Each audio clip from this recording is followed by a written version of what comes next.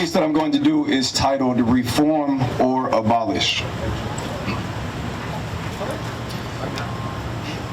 Reform or abolish. Better be careful what you ask for.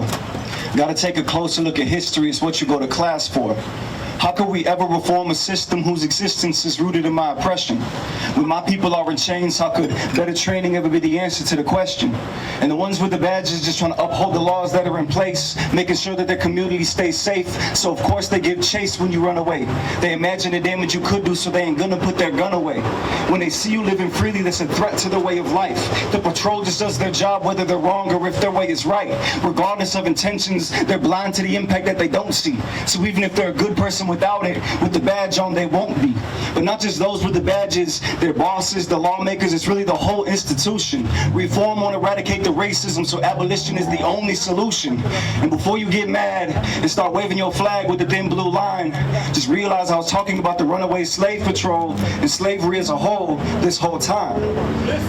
Interesting how when I talk about abolishing slavery, it changes your whole perspective.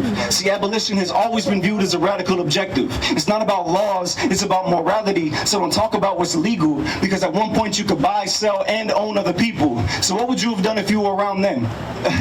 If I read about you in my history book, tell me, how is your tale told? Would you have had a t-shirt supporting the slave catchers, or would your house been a stop on the Underground Railroad? Would Harriet Tubman's Black Life matter to you? Or would you say she was a thug or a criminal? Would you support Frederick Douglass, or would you just stay out of it because you don't like to get too political? Would you have told those abolitionists that they didn't like it, they could leave, when instead they stayed in this country so they could better it? Ironic how the last people who didn't like it and left seceded and became the Confederates.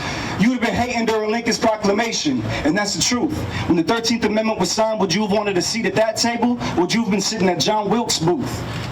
So did they ask for slavery reform, or did they fight for abolition? See, they knew that we could never survive within that system, free our people from the chains. That was the mission.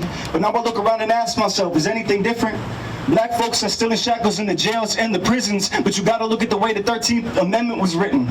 You can't have slaves just to have them, but you can under certain conditions. They didn't want us to fly free, so they used Jim Crow to guarantee our convictions. So it went from master to warden, overseer to prison guard, auction block to cell block, plantation fields to prison yards, black holes to stop and frisk in a war on drugs, slaves to criminals to super predators to thugs.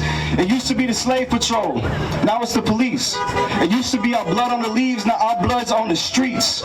See, the fight for liberation has been passed on to us, so our goal is still the same. They fought for abolition, but only got reform, so that system still remains. And until it is abolished, life for my people will never change. And so we fight, because we still have nothing to lose but our chains. Thank you.